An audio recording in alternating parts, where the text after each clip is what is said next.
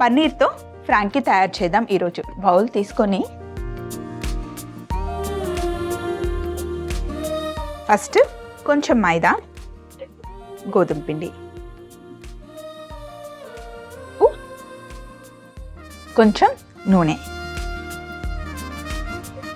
నీళ్లు పోసి చపాతీ పిండి తడుపుకోవాలి.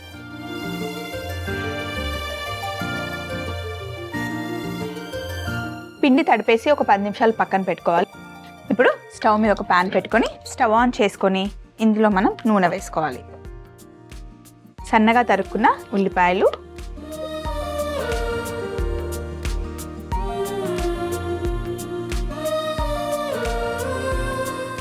పన్నీర్తో కర్రీ చేసేటప్పుడు ఎప్పుడైనా సరే అల్లం వెల్లుల్లి పేస్ట్ తక్కువగా వేసుకోవాలి. ఎందుకంటే పన్నీర్ చాలా మైల్డ్గా ఉంటుంది. ఏదైతే ఎక్కువ వేసామో ఆ ఫ్లేవర్ పన్నీర్కి పట్టేసుకుంటుంది కాబట్టి కొంచెం వేసుకుంటే సరిపోతుంది.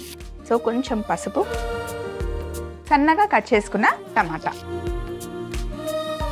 టమాటా వేగే లోపల మనం పన్నీర్ని కట్ చేసుకుందాం.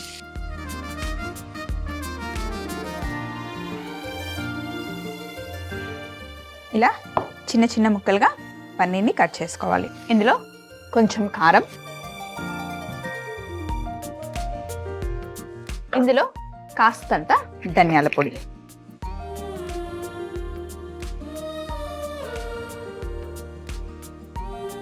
కొత్తిమీర కూడా వేసిన తర్వాత సన్నగా కట్ చేసి పెట్టుకున్న పన్నీర్ని వేసుకుందాం.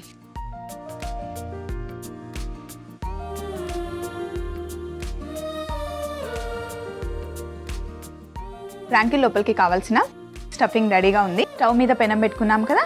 ఇప్పుడు ముందుగా తడిపిన పిండి,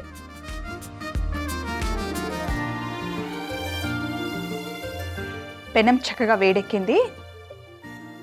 రెండు వైపులా మనం చేసుకున్న చపాతీని చక్కగా కాల్చుకోవాలి. ఇప్పుడు ఒకవైపు చపాతీ కాలిన తర్వాత బటర్,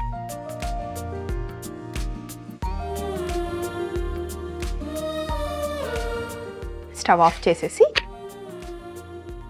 చపాతీ తీసుకొని ఫస్ట్ చపాతీకి